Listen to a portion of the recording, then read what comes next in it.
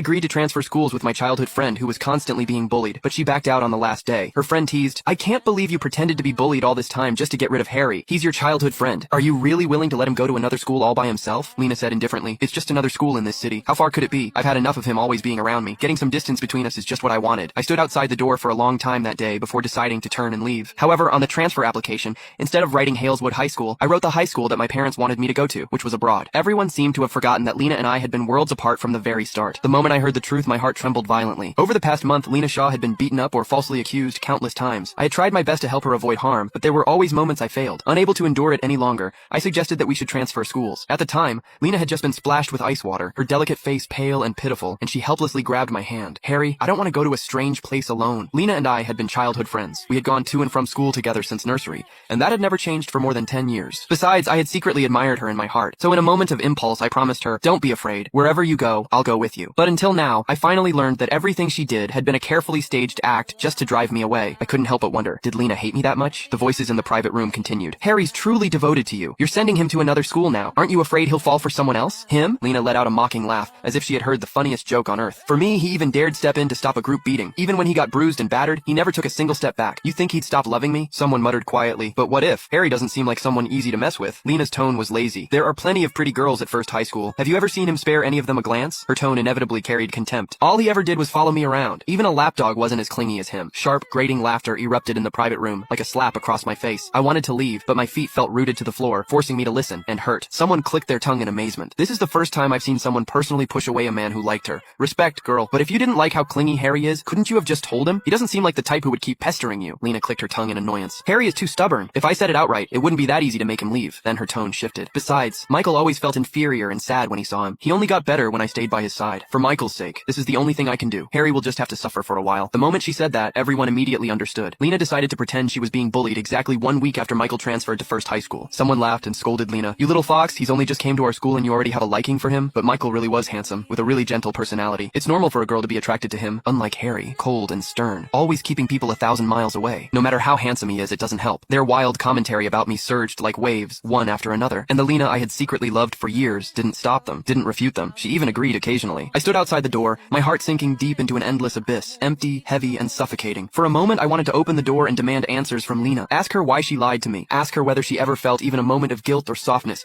watching me get beaten while protecting her. Ask her if she ever thought about our more than 10 years of friendship before doing all this. But in the end, my mother's voice echoed in my ears. "Don't do unnecessary things. A person wouldn't change overnight." I turned around and left that private room. Thin, continuous pain registered belatedly. Originally, I would not have been so upset. I told myself it was just a